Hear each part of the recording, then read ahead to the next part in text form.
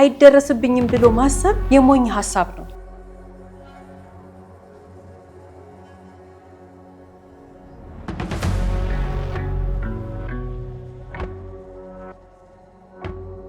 ተጎድተዋል።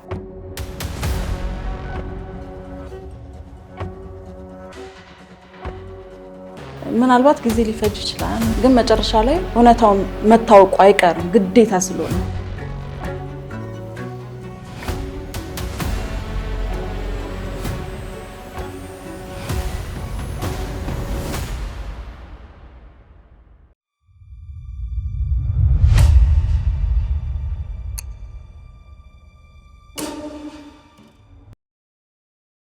ሰላም የስለ ፕሮግራም ተከታታዮቻችን፣ ስለ ህይወት ቲቪ በየሳምንቱ በዚህ ሰዓት ይዞላችሁ የሚቀርበው ፕሮግራማችን አሁን ይጀምራል። ስለ ህይወት ፍርድ የተሰጠባቸውን እውነተኛ ወንጀል ታሪኮችን ለእናንተ ለተመልካቾች በድራማ መልክ እያቀናበርን ይዘን የምንቀርበው ፕሮግራም ይሆናል። የዛሬውን ፕሮግራም ይዘንላችሁ የቀረብነው እኔ ብስራት ገመቹና ቃል ኪዳን ታደሰ አንድ ላይ በመሆን ነው። እስከ ፕሮግራማችን ፍጻሜ ድረስ አብራችሁ እንድትቆዩ እንጋብዛለን። እናመሰግናለን።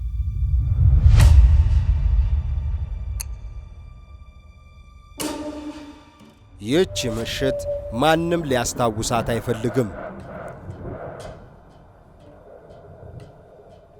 በዚህ ጸጥ ባለ መንገድ ላይ የሚተዋወቅ ሰው ቢተያይ እንኳን ሰላም የማይባባልበት የዚህ ሰሞን ድባብ እንኳን በጨለማም በቀንም የሰፈሩ ነዋሪ ሰላምታ መቀያየር ትቷል። በዛው ሰሞን ማታ ላይ ታዲያ ለዚህ የትራንስፖርት ታክሲ አገልግሎት የሚሰጥ ወጣት አቤል የተለመደ ምሽት ነበር።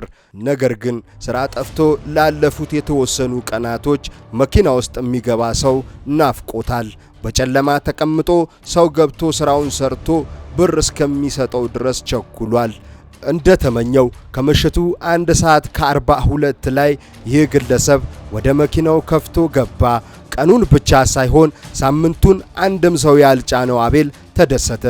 ግን የገባው ሰው መጠጥ ጠጥቶ ከመስከሩ ባለፈ መኪናውን በመጠጥ ሽታ አወደው። ግለሰቡ በሩን እንደዘጋ ባለመኪናውን አቤልን እንዲነዳ ጠየቀው። አቤል ወዴት ብሎ ጠየቀው። ግለሰቡ ቦታውን ተናገረ።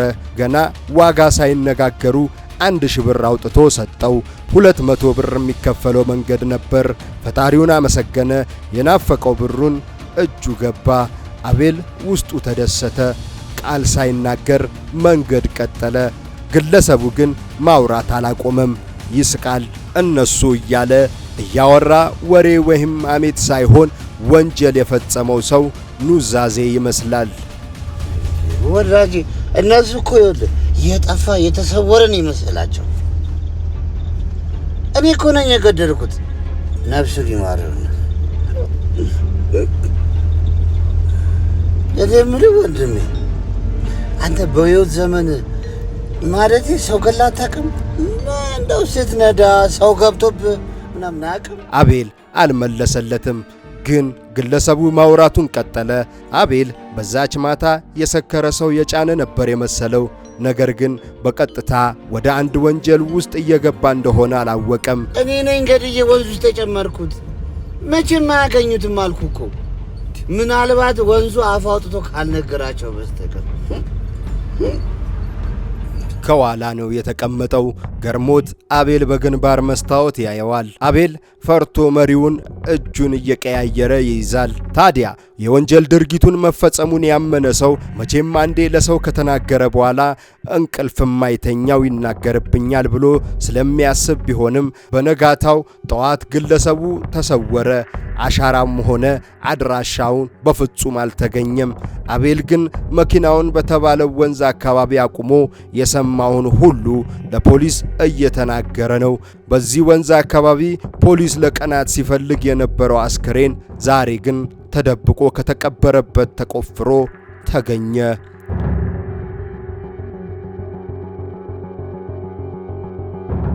በዛ ምሽት የአካባቢው ነዋሪ አብዛኛውን ተኝቷል።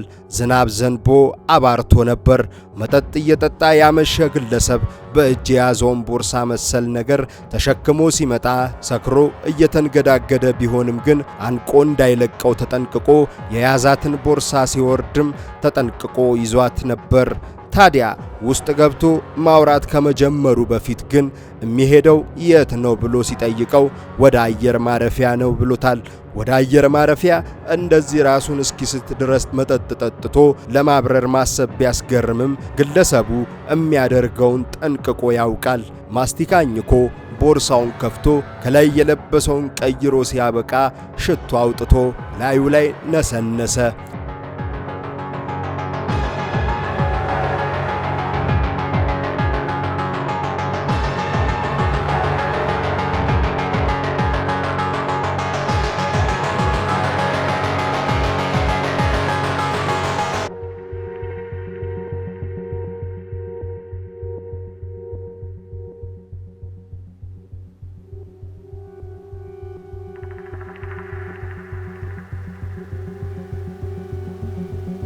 ግን ስለሚያውቀው ብቻ ሳይሆን ስለቀበረው አስክሬን ያወራል።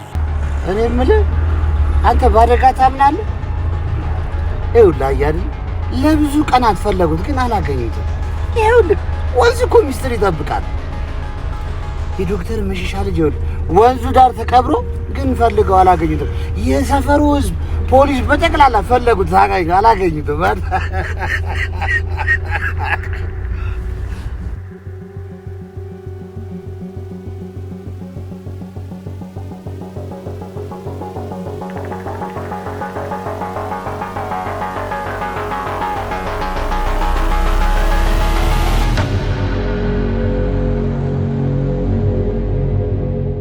አቤል ይሄንን ስም በደንብ ያውቀዋል። ምንድነው ይሄንን ስም በደንብ ያውቀዋል ስንል ዶክተር መሸሻ ማለት ልጃቸው ከጠፋ 1 ወር አካባቢ ሆኖታል። ታዲያ በዚህ 1 ወር ጊዜ ውስጥ ጓደኞቹ ጋር፣ ጎረቤቶቹ ጋር፣ ዘመዶቹ ጋር ይገኛል ብሎ የታሰበበት ቦታ ሁሉ ልጁ የለም፣ ድራሹን የጠፋው። ዶክተር መሸሻ ታዋቂ ዶክተር ብቻ ሳይሆኑ ባለሀብት ናቸው። ብዙ ሰው ያውቃቸዋል። ልጃቸው ከጠፋ በኋላ ወዲያው ሪፖርት ባለማድረጋቸው ምክንያት ልጃቸው ስቲል አልተገኘም እስካሁን ድረስ። እንደገና ደግሞ በኢንተርኔት በፌስቡክ እንደገና ደግሞ አለ በተባለ ሁሉ የመገናኛ ብዙሃን መንገድ ተጠቀሙ። ፖል ላይ ፎቶ ተለጠፈ። ነገር ግን ልጁ ሊገኝ አልቻለም።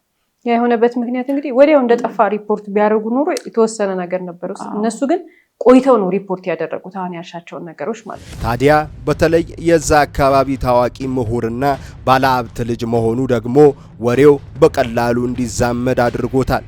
ታዲያ አቤል ስለጠፋው የዶክተር መሸሻ ልጅ ማወቅ ብቻ ሳይሆን ልጃችንን ፈልጉልኝ የሚለውን የለቅሶ ተማጽኖ ውስጡን አሳዝኖት ነበር እና በደንብ ያውቀዋል። ግን ተሳፋሪው ስለጠፋው ወጣት አሁንም ያወራል። እነሱ እኮ የጠፋ የተሰወረ እኮ መስሎ ታያቸው። ታዲያ ይሄ ለምንድን ነው ለኔ ምን ነግረኝ? አስታወሰኝ ታውቀዋለህ? እሱ መስላዬ እኮ ነው የማወራ። ማንን? የቀበርኩት ልጅ ነው። በስተት እኮ ነው የቀበርኩት። ሌላ ሰው ነበር እንዲቀበር የተፈለገው። በቃ እሱ ተቀበረ። በቃ አለቀ። ምንም ማድረግ አይቻልም። ግለሰቡ የያዛትን ቦርሳ አንቆ ይዞ ከመኪናው ሲወርድ በፍጹም መስከሩን እንዳይታወቅበት ተጠንቅቆ ነው። ታዲያ አቤል የጫነው መንገደኛ ሰካራም መስሎ ነበር። ግን ሙሉ መንገድ የፈጸመውን የግድያ ወንጀል እምነት ቃሉን የሚሰጥ ይመስል ነበር። በነጋታው ግን በወንዝ ዳር ፖሊስ ፍለጋውን አጧጧፈ። ግን የተቀበረ አስክሬን ሳይሆን መታወቂያ ተገኘ። ጠፋ የተባለው የዶክተር መሸሻ ልጅ መታወቂያ፣ ሙሉ አካባቢው ሲፈለግ የነበረው ወጣት ልጅ ፎቶ ቁልጭ ብሎ ይታያል። በተጨማሪም ግን አቤል በአካባቢው ቃል ሰጠ። ፖሊስ ምርመራውን ቀጠለ። አቤል የምርመራ ፈቃድ ከፍርድ ቤት ከወጣ በኋላ ቤቱና መኪናው ሲበረበር ግን ያልጠበቀው ነገር ተገኘ። በጣም ያሳዝናል። እንግዲህ እዚህ ጋር አቤል ቃል ሰጥቶ ከጨረሰ በኋላ በሕጉ መሰረት የብርበራ ወይንም የፍተሻ ፈቃድ ይወጣና ቤቱ መኪናው መፈተሽ አለበት። ታዲያ መኪናና ቤቱ ሲፈተሽ አቤል መኪና ውስጥ የጠፋው ልጅ አሁን የሞተው ማለት ነው የሱ ዋሌቱ ወንበር መኪናው የምንቀመጥበት ወንበር አለ። ወንበሩ ስር እዛ ስር ተቀምጦ የተገኘው ዋሌቱ ራሱ አቤል መኪና ውስጥ ማለት ነው። ቤቱ የጠፋ ቀን የለበሰው ልብስ፣ ጃኬቱ፣ ቲሸርቱ በደም ተጨማልቆ ተላውሶ እዛው አልጋ ስር ቤቱ ውስጥ ተገኘ ማለት ነው። አቤል ቦታውን የተባለው ለፖሊሶች መርቶ አሳየ። የሰማውን ሁሉ አስረዳ። ቀጠለና ቃል ሰጠ። ከዛ ግን መኪናውን ተፈተሸ። ግለሰቡ አንዳች አሻራ በመኪናው ውስጥ አልተወም። በእርግጥ ግን አንድ ዕቃ ፖሊሶች መኪናው ውስጥ አግኝተዋል። የዶክተር መሸሻ ልጅ የኪስ ዋሌት መኪናው ውስጥ መገኘቱ ተከትሎ ፖሊስ የአቤልን ቤት ለመበርበር ከፍርድ ቤት ፈቃድ አውጥቶ እየገሰገሰ ሲሄድ ግን አቤል ቤት ኮርኒስ ውስጥ የተገደለውን ወጣት ለብሶት የነበረውን ቲሸርት ከነደሙ ተገኘ። እዛው ኮርኒስ ውስጥ ደግሞ አቤል የጸጸት የሚመስል የጻፈው ደብዳቤ አብሮ ፖሊሶች እጅ ገባ። ታዲያ አቤል መርማሪውን ፖሊስ ፊት ቀርቦ ለሚጠየቀው ጥያቄ መልስ አጣ። ገደልኩ ብሎ የነገረ ሰው የታደረስከው ሲባል አውሮፕላን ማረፊያ፣ ከዛ ወዴት እንደሄደ አላወቅኩም አለ። መርማሪም ፖሊሱ ግን ደጋግሞ የሚናገረው ነገር አለ። የዶክተር መሸሻ ልጅ ገድለኸዋል፣ ካልሆነ በቀር ዋሌቱ መኪናህ ውስጥ እንዲሁም ደግሞ ደም የነካው ቲሸርቱ ቤት ኮርኒስ ውስጥ እንዴት ተገኘ ሲባል አቤል የሚናገረው ሰክሮ ታክሲ ስለተሳፈረው ሰው ነው። መርማሪ ፖሊስ ፈገግ እስከሚል ድረስ አቤል ደጋግሞ ስለሰከረው ሰው ያወራል። አቤል እንግዲህ ምን አለው አሁን እዚህ ጋር የሰከረው ሰውዬ እያለ ይናገራል። የሰከረው ሰውዬ በፍጹም ያምነው ሰው አጣ። ጆሮ የሚሰጠው ሰው አጣ። ገና የሰከረው ሰውዬ ብሎ መናገር ሲጀምር ሰዎች ኡፍ ማለት ጀመሩ። ለምን የሰከረው ሰውዬ የሚባል የለም። አቤል ነው የሚናገረው። ሰውዬው በፍጹም ማንም ሊያገኘው አልቻለም። የሚያስገርመው ነገር እንግዲህ ይሄ ልጅ በትክክለኛው መንገድ ወደ ፍርድ ቀርቦ የተገኘበት ማስረጃ ከታመነ ዳኛ ፊት እድሜ ልኩን የሚፈረድበት የሚችልበት አይነት ነገር እንደዛ አይነት ሁኔታ ውስጥ ነው ያለው። ማንም ስለሰከረው ሰውዬ ሲያወራ ግን ያመነው የለም። በዛ ላይ የሚገርምሽ የሰው ደም አስጮኸው ህሊናው አላስተኛለው ብለው በጣም በቃ ይናገሩት ነበር። ምክንያቱም ራሱ ነው መኪናውን ነድቶ ሄዶ የተናገረው። ደግሞ የተናገረበት ቦታ እዛው አስክሬኑ ደግሞ ተገኘ ማለት ነው። አንዳንዶች ደግሞ አይምሮ ተነካ እያሉ ብለው በሌላ በኩል ደግሞ ወጣት ልጃቸው ተገሎ በጭካኔ የተቀበረባቸው የሟቾች ቤተሰብ በደስታ ሲፈነጥዝ የአቤል ቤተሰብም ሆነ ዘመድ በርካታ ኪሎ ሜትር ርቆ ያለ በመሆኑ በማረሚያ ቤት እንኳን ብቅ ብሎ መጥቶ የሚጠይቀው የለም። አቤል በዚህች ክፍል ውስጥ ተከራይቶ ሲኖር ሥራ ከመስራት ቤቱ ገብቶ ከመተኛት ያለፈ የሚያውቀው ነገር ቢኖር ከቤተሰቦቹ ጋር በስልክ ማውራት ነበር። ፖሊስ ግን ምርመራውን ቀጠለ። አቤል ገሎት ከሆነ ለምን ገደለው ለሚለው ጥያቄ መልስ አስፈላጊ ሆነ። በእርግጥ አቤል መኪና ውስጥ ገብቶ የነበረው ግለሰብ ወደ ውጪ ሀገር ሄደ ተብሎ ቢታሰብም ፖሊስ ግን የአቤልን ሁኔታ ተረድቶ ምርመራውን ቀጠለ። ፖሊስ እውነት የሚናገር ውሸት የሚናገር የሚለይበት የራሱ የምርመራ ቴክኒክ አለው። እዚህ ጋር እንግዲህ ይሄ ልጅ ሁኔታውን ሲያዩ አነጋገሩን ሲያዩ ተመሳሳይ ነገር የራሳቸው የምርመራ ቴክኒክ አላቸውና ይሄ ልጅ የሰከረ ሰውዬ ብሎ የሚናገረውን ሰው የዛን ቀን ማታ የተሳፈረው ሰው ግዴታ መገኘት አለበት ብሎ እንዲያምን ያደረገው የራሱ የአቤል ሁኔታ ነው። ከራሱ ከአቤል ሁኔታ አይተው ጥርጣሬ ውስጥ ገቡ። ምክንያቱም አንድ የሚናገረው ሀቅ አለው ብለው አመኑ በምርመራ ሰዓት ማለት ነው። ስለዚህ ያንን የዛን ቀን ማታ የተሳፈረው ሰውዬ ሰከረ የተባለውን ሰውዬ ለማግኘት ወሰኑ ማለት ነው። አቤል ቤት ውስጥ የተገኘው የተጻፈ የጸጸት ደብዳቤ መሳይ ነገር በእርግጥም ስለ ልጅ ብዙ ይናገራል። ወይ ጉድ! ለካ ነፍስ ማጥፋት ከባድ ነው፣ ከጠበቅኩት በላይ ከባድ። ለካ ደግሞ አይለቅም፣ ቀን ሆነ ማታ ያቃዣል። እናቴ ሆነች አያቴ ይሄን ተግባሬ ቢሰሙ በኔ ገንዘብ እህል ገዝተው አይበሉም። የልጅ የጣር ድምፅ ከጆሮዬ አለቀ። በዛ ላይ ደግሞ ፖሊስ ብዙ የእጅ ጽሑፉ ይመሳሰላል አይመሳሰልም የሚለውን ነገር ለማጣራት ደብተሩን እንደገና ደግሞ የእጅ ጽሑፉን ድጋሚ እንዲጽፍ አደረገው። ነገር ግን የጻፈው ጽሑፍ ከተጻፈው ደብዳቤ ጋር አይመሳሰልም። ታዲያ ቀጣዩ ስራ ከሀገር ወጣ የተባለው ግለሰብ ማግኘት ትልቁና ከባድ ነገር ሲሆን በርካቶች አቤልን ዕድሜ ልክ አለዚያ ሞት ተፈርዶበት ለማየት ቸኮሉ። ግን ግለሰቡን ለማግኘት እጅግ ከባድ ቢሆንም ከብዙ ልፋት በኋላ ግለሰቡ ተገኘ። ግለሰቡ ውጭ ሀገርም ሆነ ሀገር ውስጥ በእለቱ በረራ አላደረገም። ይልቁን ግለሰቡ ለሟች ወጣት አባት ዶክተር መሸሻ ጋር የቆየ ቂም ያለው ሲሆን አባትን ለመጉዳት ሲያቅተው ልጅን በጭካኔ ገሎ የቀበረ ግለሰቡ ነው። ታዲያ ግለሰቡ ጥላሁን ይባላል። ለግድያ እንዲጨክን አደረገ የተባለው ምክንያት ግን እጅግ አሳዛኝ ነው። ጥላሁንና ዶክተር አሸብር ለበርካታ ዓመታት አብረው ሥራ የሰሩ ሲሆን ዶክተር አሸብር የራሳቸው አነስተኛ ክሊኒክ ከፍተው ሲሰሩ አብሮ አደጋቸው የሆነው አሸብርን በገንዘብ ክፍል ኃላፊ አድርገው ሾመውት ለ14 ዓመታት ሲሰራ ኖረ። ዶክተር አሸብር የቀጠሩት በበጎ ሐሳብ በመነሳት እንጂ ጥላሁን አንዳች ለቦታው የሚያበቃ ልምድም ሆነ የትምህርት ማስረጃ አልነበረውም። ነገር ግን ለማገዝና ራሱን እንዲችል በማሰብ ብቻ ወደ ሥራ ቦታቸው አስገብተው ሥራውን አስለመደው። ተጠቃሚ እንዲሆን ከማደግ ባለፈ መላ ቤተሰቡን እየረዱ 3 ልጆቹን ከፍሎ ያስተማሩለት የባዳ ዘመድ ብለው ያቀረቡት ሰው ነበር። ጥላሁን ግን 14 ዓመት ከሰራበት ድርጅት የተባረረው ጭካኔ ተግባር ሲፈጽም ተገኝቶ ነበር። በማታ በምጥ ተይዛ የመጣችን ነፍሰ ጡር ሴት ሳይቀር ከታማሚ ላይ በተደጋጋሚ ገንዘብ ሲዘርፍ ተገኝቶ ከተባረረ በኋላ በሕግ ፊት ቀርቦ ቅጣቱን ተቀብሎ ሕይወቱን ሲመራ 4 ዓመታት ከማረሚያ ቤት ወጥቶ አልፎ ነበር። ነገር ግን ደጋግሞ ገንዘብ ከዶክተር መሸሻ መጠየቅ ብቻ ሳይሆን አስገድዶ ለመቀበል ጥረት ሲያደርግ ቆይቶ በመጨረሻ ግን ዶክተር መሸሻን ለማሳዘን የልጃቸውን ሕይወት ማጥፋት ብቸኛ አማራጭ መስሎ ታየው። ስለዚህ ግለሰቡ ወጣቱን ገሎ በወንዝ ዳር ከቀረበ በኋላ ግን ገደለ መባሉ እንደማይቀር ብቻ ሳይሆን ፖሊስ እንደሚደርስበት ስለተረዳ የራሱን ወንጀል በሰው ለማላከክ ሲያስብ ግን አስቦ አቅዶ አቤልን መረጠ።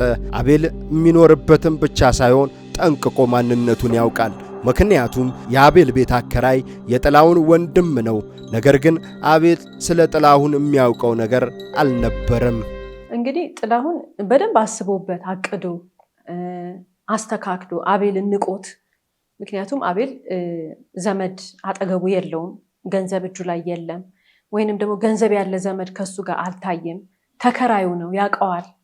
ስለዚህ ይሄ ልጅ ምንም ነገር ላይ ቢገባ ተከራክሮ ተናግሮ ሊወጣ አይችልም፣ መጥቶም ደግሞ የሚያድነው ሰው የለም ብሎ ነው ያሰበው ጥላሁን። እና በጣም የሚያሳዝነው ነገር እንግዲህ ወስዶ ያንን ዕቃ እዛ ቤት ውስጥ ሲያስቀምጥበት ደም የነካውን ጃኬትና ቲሸርት ኮርኒስ ውስጥ ያስገባው ነገር አለ፣ መኪናው ላይ ያስገብቷል።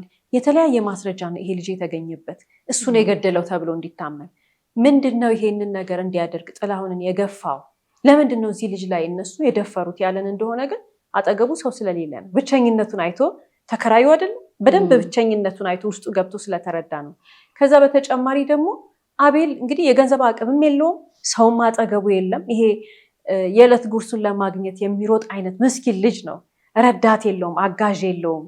በብዙ ችግር ውስጥ የመጣ ሰው እንደሆነ እራሱን ለአከራዩ ስለነገረው አይ ይሄንን ልጅ እንዲህ ብናደርገው ተከራክሮ አይወጣም፣ የሚከራከርለትም ሰው የለም፣ መናገርም አይችልም ብሎ ስላሰበ እሱ ላይ ፈረደበት ማለት ነው። የሚገርምሽ ነገር ማስረጃ ማስቀመጥ ብቻ ሳይሆን ይህን ነገር ከነገረው በኋላ በሌሊት ነበረ ሄደ ተናገር ብሎ በጣም አነሳስ። ምክንያቱም ይሄ ደግሞ ወንድሙን ጥበቃ ነው እንጂ ለአቤል አስበው አይደለም። እና ነገ ጠዋት በዚህ ጉዳይ እንዲጠየቅበት ነው ይህን ያደረገው እንጂ ለአቤል አስበው አልነበረ። በእርግጥ ፖሊስ የጥላሁንን አሻራ ብቻ ሳይሆን በርካታ ማስረጃ ከልብሱና ከተጻፈው ደብዳቤ ላይ አገኘ። ጥላሁን ለፍርድ ቀርቦ የዕድሜ ልክ ጽኑ እስራት ሲፈረድበት ጸጸት ሳይሆን የተሰማው በመያዝ ንዴት ነበር። የአቤል አከራይ የገዛ ወንድሙ በሕግ ፊት ቀርቦ በጥላሁን ላይ ሲመሰክር በአቤል ላይ በፈጸመው ወንጀል ተጸጽቶ ነበር። የእናት ሆድ ዥንጉርጉር እንዲሉ ጥላሁን ገሎ ሳይጸጸት ወንድሙ ግን ተባባሪ ሆኖ የአቤልን የተከራየው ክፍል በተመሳሳይ ቁልፍ ከፍቶ ደም የነካውን የሟች ቲሸርት ተጋግዘው በክፍሉ ኮርኒስ ውስጥ ማስገባቱን አምኖ ይቅርታ የጠየቀ ሲሆን በጥላሁን ላይ በገዛ ፈቃድ የመሰከረው ወንድሙን ጠልቶ ሳይሆን አቤል ሐቅ ብሎ መንገዱን ተናገረ። ታዲያ ዶክተር መሸሻ በተፈጠረው ሁሉ ልባቸው ያዘነ ሲሆን ለአቤል ብቻ ሳይሆን ለጥላሁን ወንድም ዳጎስ ያለ ገንዘብ ሰጥተው ምስጋናቸውን ገለጹ። ሁልጊዜም እንግዲህ ከታሪኮቻችን መጨረሻ የምናነሳቸው በርካታ ሀሳቦች አሉ። የዛሬ ስለ ህይወት ታሪካችንን ተመልክተን የምናነሳቸው ሀሳቦች መካከል አንዱ እንግዲህ ይሄ የዶክተርን ልጅ የገደለው ግለሰብ የሰው ነፍስ ለማጥፋት ሲያስብ ያደረገው ነገር ከተንኮሉ ባልተናነሰ እንግዲህ ሰውን የሚያክል ነፍስ አጥፍቷል አይደል? እንደማይለቁት ስላወቀ ወይንም ፖሊስ ተከታትለው እንደሚደረስበት ስላወቀ ዝም ቢልም አዳፍኖት የሚቀረው ሚስጥር እንዳልሆነ ስላወቀ በጣም ክፉ ከመሆኑ የተነሳ እንግዲህ ለማድረግ የወሰነው ምንድነው? አንድ ምስኪን ሰርቶ ለራሱ በቀን 3 እንጀራ ቀጥሎም ለዘመዶቹ የሚልክ ምስኪንን ልጅ ምንም ነገር የሌለውን ልጅ በቃ ማንም የሚረዳው የሚባል ነገር የሌለ ይሄ ልጅ ተጎድቷል ለማለት ያለበት ህይወት ራሱ ይበቃል። የአቤል ኑሮ አድክሞታል። ይሄ እንዴት ነው ኑሮ ተመችቶት የኖረ ልጅ አይደለም ከልጅነቱ እስከዚህ እድሜው ድረስና እዚህ ልጅ ላይ ይሄንን ነገር አላኮ ራሱ በሰላም የሰው ልጅ ገሎ ሊያም የሚያውቀውን ሰው ልጅ ከዛ በተጨማሪ ደግሞ ሰው ነፍስ ከማጥፋቱ የተነሳ እንደገና የሌላ ወጣት ደግሞ ነፍስ ለማጥፋት ማሰቡ የሚያሳየን ነገር አለ። ምን ያህል ጭካኔ የተሞላበት ማንነት እንዳላቸው ሰዎች ምን ያህል ክፋትን ጥልቀት ውስጥ ገብተው ሊያስቡ እንደሚችሉ የምንመለከትበት ታሪክ ነውና ያንን ሰው ተግባር ይሄ ከሰውኛ አይምሮ በላይ ይሆናል አይደል? ሰው በኖርማል ጭንቅላቱ ሊያስበው ከሚችለው እንዲህ ሊደርስብኝ ይችላል እንደዚህ ሊሆን ይችላል ብሎ ከሚያስበው የአደጋ የክፋት የምናምን የጥንቃቄ ነገሮች በለጥ ብሎ ልንገምት ማንችለውን ነገር የሚያስቡ ሰዎች አሉ። እንደ ዛሬ ወንጀለኛ ሰውዬና በህይወታችን እንደዚህ አይነት ሰዎች ሊገጥሙን ይችላሉ አሉ። ብዙም ሩቅም አይደሉ አሉ እንደዚህ አይነት ሰዎች። የሰው ልጅ አእምሮ ሊያስብ ከሚችለው መጠን በላይ በፖዚቲቭም በኔጌቲቭም ሊያስቡ የሚችሉ ሰዎች አሉ። ታዲያ ፖዚቲቭ መልካም ነው የሰው በጣም ደግ ሲሆን ማለት ነው። በኔጌቲቭ ሲሄድ ግን መጠንቀቅ ያለብን ነገር አእምሮ ህመምተኛ ናቸው እነዚህ ሰዎች። አእምሮአቸው ቢመረመሩ የምር ህመም ነው። በዚህ ደረጃ ክፋትን ሰው ሲያስብ ቢመረመር ህመምተኛ ነው፣ ጤነኛ አይደለም። እሱ ግን ብልጥ የሆነ ወይንም እሷ ብልጥ የሆነች ይመስላቸዋል። ሰው በጣም ክርር ያለ ክፋትን ሲያስብ ራሱን ካገኘ ሰው በጣም ጭክን ያለ ክፋትን ሰው ላይ ራሱ ሲያስብ ካወቀ ምክንያቱም ካሰበ ያውቃል ያ ሰው ራሱን አይደል? በፍጹም አእምሮ ሳያውቅ የሚያስብ ሰው የለም ክፋትን። ታሟል ያ ሰው ለራሱ ታማኝ መሆን መቻል አለበት። ክፋትን ሲያስብ ተንኮልን ሲያስብ የማይደረግን ነገር ሰው ላይ ሲያደርግ በሰው ነገር ሲቀና በሰው ነገር ደስታ ሲያጣ ሰው ራሱን ካገኘ የመጀመሪያ ትልቅ ውለታ ለራሱ የሚያደርገው ነገር ምንድነው? ባለሙያ ጋር ሄዶ መታከም ነው። ለምን የፈለገውን ነገር አድርገን ሰውን ልንጎዳ እንችላለን። ሰውን ልንጎዳ ስናስብ ግን መጀመሪያ ራሳችንን እጥፍ ጎድተን ጨርሰናል። በቃ እዛ ሰው ላይ የምንሰጠው ነገር የተረፈውን ነገር ነው። ይሄ ሰው አቤልን ከመጉዳቱ በላይ የሞተውን ሰው ከመጉዳቱ በላይ ራሱን ምንድነው የጎዳው ካልን ራሱን በህይወቱ በቃ በቆሙ ራሱን ነው እንግዲህ የጨረሰው። ብዙ ነገር ነው ራሱ ላይ ያደረገውና እንደነዚህ አይነት ሐሳቦች ትንሽ ሰው ላይ አይደለም ያሉት። እንደዚህ አይነት ማይንድሴት ያላቸው ሰዎች ትንሽ ሰው አይደለም፣ በጣም ብዙ ሰው አለ ጭንቅላት ውስጥ እንዲህ አይነት ነገር እያሰበ የሚኖር። ያሳዝናል ያ ሰው። እንደዚህ አይነት ሰው ስናይ እኔ ፐርሰናሊ በጣም ያሳዝነኛል። በቃ በተንኮል የተካነ በክፋት የተካነ ሰው ላይ ተንኮል በመሸረብ የተካነ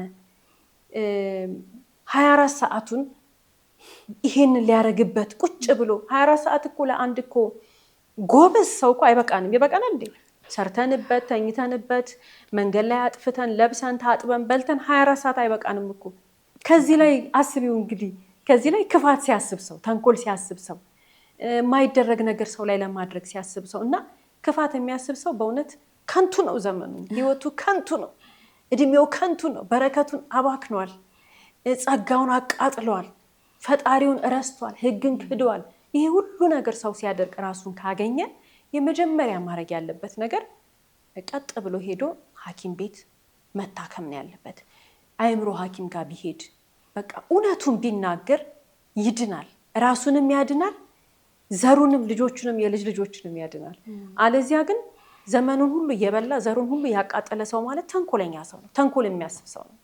እንግዲህ አቤል ምንድን ነው የጎዳው ብለን ብናስብ ክፍተቱን ማሳየቱ ነው፣ ድካሙን ማሳየቱ ነው፣ ማንም እንደሌለው ማሳየቱ ነው።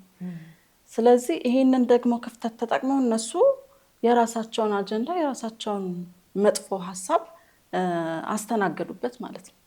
ስለዚህ ማንም እንደሌለው ስላወቁ ዘመድ አዝማድም የለውም ማንም አይረዳውም ብለው ስላሰቡ እነሱ ይሄን ነገር ተጠቅመው አጠቁት ማለት ነው።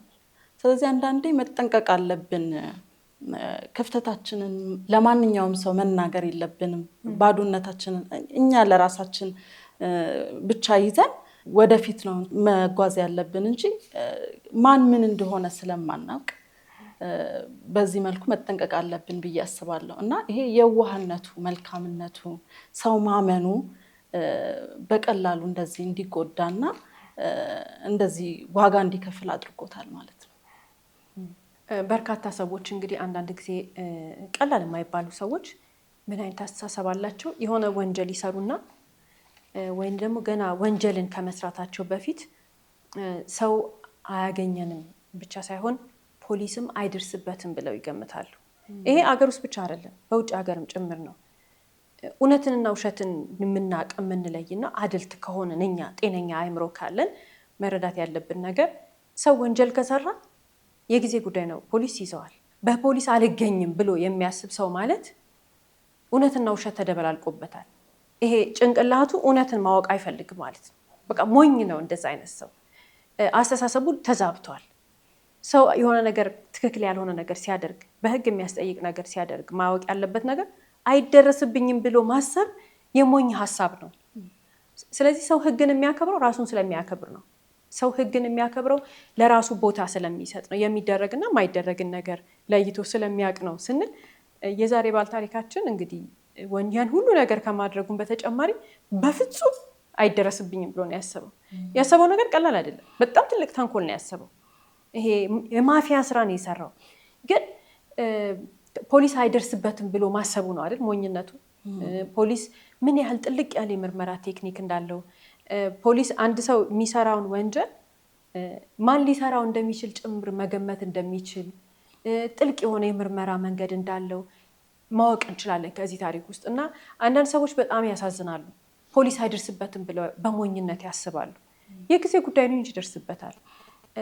ያፍራሉ በሰሩት ስራ፣ ይሸማቀቃሉ በሰሩት ስራ፣ ህግ ፊት ተጠያቂ ይሆናሉ፣ ህይወታቸውን ያጣሉ ስንል ሌላው ትልቁ ነገር አይደረስብኝም ብሎ ያሰበ ሰው የሰራ ወንጀል አይቀርም፣ ያው መደረሱ አይቀርም ብለናል፣ ይደረስበታል። የሚያሳዝኑት ግን ምንድነው መሰለሽ? ታስረው ተፈርዶባቸው ማረሚያ ቤት ገብተው ህይወታቸውን ሲገፉ እነሱ ናቸው፣ እነዚህ አይደረስብንም ብሎ ያሰቡ ሰዎች ናቸው የሚሰቃዩት በህሊና ጸጸት፣ እንቅልፍ የሚያጡት፣ ሌሊት የሚጮሁ በርካታ፣ በተለይ የሰው ነፍስ ያጠፋ ሰው፣ መደረግ የሌለበትን ነገር ያደረጉ ሰዎች እስቲ እንጠይቅ። ማረሚያ ቤት ውስጥ ሲጮሁ የሚያድሩት እነሱ ናቸው። ይጮሃሉ፣ ያለቅሳሉ፣ በጣም ራሳቸውን ማጥፋት ይፈልጋሉ። ያንን ሰው ስም እየጠሩ ይቅርታ ይጠይቃሉ። አይምሯቸው ይነካል። ለምንድን ነው? ከባድ ነው የሰው ነፍስ፣ የሰው ደም በጣም ከባድ ነው። የሰው መበደል በጣም ክፉ ነገር ነው። መደረግ የሌለበትን ነገር ስለሚያደርጉ ነው። እና አይደረስብኝም፣ እንደዚህ አልሆንም፣ ባይደረስበት እንኳን እንደው እነሱ ባሰቡት ልክ ነው እንኳን ብንል ከህሊናው ጸጸት አይድኑም። በጣም ነው የሚያሳዝኑት እንደዚህ አይነት ሰዎች። አስተሳሰባቸውና አመለካከታቸው መጀመሪያ ላይ ስለተዛባ ነው። ከዚህ ሁሉ ሰው በሰላም መኖር እያለ፣ ህሊናን ሰላም ጠብቆ መኖር እያለ፣ ከፈጣሪ ጋር አለመጣላት እያለ፣ ከህግ ጋር አለመጣላት እያለ፣ ህግን አለመጣስ፣ ራስን ማክበር እያለ እዚህ ነገር ውስጥ ለምን ይገባል ያለን እንደሆነ አሁንም ዞረን የምንሄደው የአስተሳሰብ ችግር ጋር ነው። አስተሳሰባችን ጋር ነው የሚዛባው። እና እንደዚህ ስናስብ ራሳችንን ካገኘ ነው ማስተካከል መቻል አለብን። ፖሊስ አይደርስበትም፣ ህግ አይደርስበትም፣ ተጠያቂ ያልሆንም ብሎ ማሰብ ራስን ማታለል የሞኝ ሀሳብ ስለሆነ ማለት ነው። በአቤል በኩል ደግሞ ምንድን ነው አቤል ማድረግ የነበረበት ብለን ስንመለከት ኢዝሊ ሰዎችን አመነ። ያ ደግሞ ትልቅ ስህተቱ ነው፣ ትልቅ ክፍተቱ ነው። በዚህ ምክንያት ሚስጥሩን አጋራ፣ ብቸኛ እንደሆነ፣ ዘመድ እንደሌለው፣ ማንም እንደሌለው አወራ። ይሄ ደግሞ ሊያስጠቃው ቻለ ማለት ነው። ይሄ ደግሞ በር ከፈተለት ማለት ነው። ለሌላው አጥቂ እንዲጠቃ ምክንያት ሆነበት ማለት ነው። እና በዚህ ምክንያት ነው እንግዲህ ብቸኛ እንደሆነ ማንም እንደሌለው ስላወቁ እችን መንገድ ተጠቅመው ያጠቁት ማለት ነው። እና ሰዎችን በቀላሉ ማመን የለብንም። አቤል ያጠፋው አሁን እዛ ጋ ነው። ሰዎችን ዝም ብለን ማመን የለብንም። ሚስጥራችን መናገር የለብንም። ማን ነው የምናወራው ሰው? በአሁን ሰዓት እንኳን ቅርብ የምንለው ጓደኛ የምንለው እንኳን ከባድ ነው፣ በጣም ከባድ ነው። እና ሁሉንም ሚስጥራችን መናገር የለብንም። የሚጠበቅ ነገር አለ፣ የማይወራ ነገር አለ። ስለዛ ያንን ብናደርግ ጥሩ ነው፣ ራሳችንን ከእንደዚህ አይነት ጎጂ ነገር ለመከላከል ብዬ አስባለሁ። ሌላው በዚህ ታሪክ ውስጥ በጣም የሚገርመው ነገር አቤልን ያላመኑት ሰዎች ናቸው። እንግዲህ ፖሊስ ይሄንን ልጅ ባያምነው ኖሮ ፖሊስ በራሱ የምርመራ ቴክኒክ አቤል የሚናገረው ነገር እውነት ነው ብሎ ባይጠራጠርና ያንን የሰከረ ሰው መፈለግ አለብን፣ ያ መኪናው ሰክሮ የገባው ሰው የዛን ቀን ማታ ግለሰቡን አግኝተን ምርመራው ማድረግ አለብን የሚባለው ነገር ባይኖር ኖሮ ጥላሁን የተባለው ሰው ነፍስ ያጠፋው ሰው ሀሳብ ሁሉ ተሳክቶ ዛሬ አቤል ማረሚያ ቤት ውስጥ እንግዲህ ዘመኑን ሁሉ ይጨርስ ነበረ። ምን ለማለት ነው? አንዳንድ ሰዎች አሉ፣ ሀቅ አላቸው፣ እውነት አላቸው፣ ልንረዳቸው እርዱን ብሎ ይመጣሉ ወደኛ፣ ተጎድተዋል። ሁኔታዎችን ግን ስንመለከት እውነት አይመስልም፣ ውሸት ይመስላል። እና የሰዎችን ሀቅና የሰዎችን እውነት ለመረዳት ከፈለግን አይምሯችንን ማሰራት ነው ያለብን እንጂ በደፈናው ሰዎች ግር ብለው ኧረ ውሸቷን ነው ኧረ ውሸቱን ነው ስለተባለ ሰው ላይ መፍረድ የለብንም። ከዛ በተጨማሪ ደግሞ በአይናችን ያየነው ነገር ሁሉ ማስረጃው ምናምን ስብስቡ ሁሉ ያንን ሰው ጥፋተኛ ስለሚያስመስለው ያንን ሰው ልንኮንነው ቅርብ ስለሆነ ብቻ መኮነን የለብንም። ውስጣችንን ብናዳምጥ ማን እውነትና ማን ውሸት እንደሚያወራ ይገባናል። አንዳንድ ሰው አይተሻቸው አታውቂም?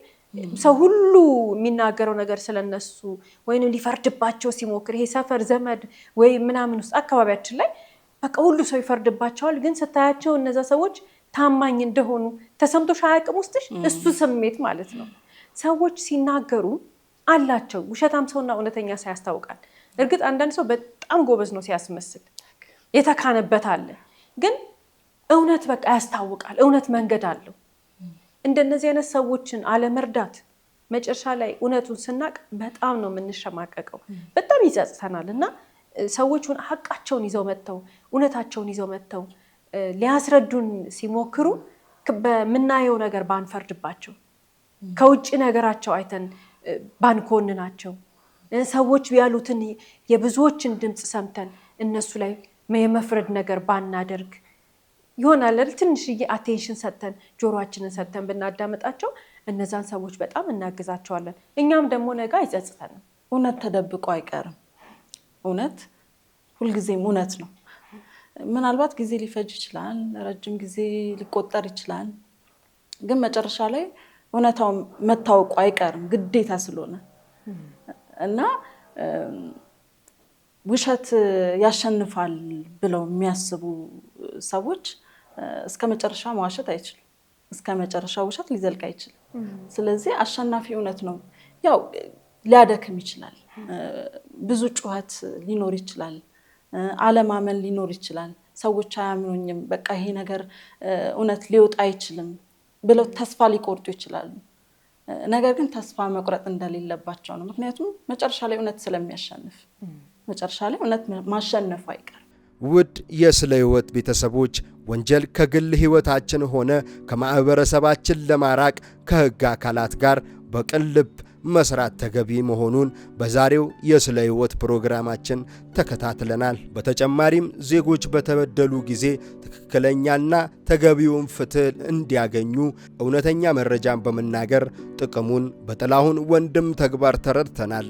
በየትኛውም ጊዜና ሁኔታ ላይ እውነትን መናገር የሁላችንም ኃላፊነት ነው እያልን የዛሬን አበቃን።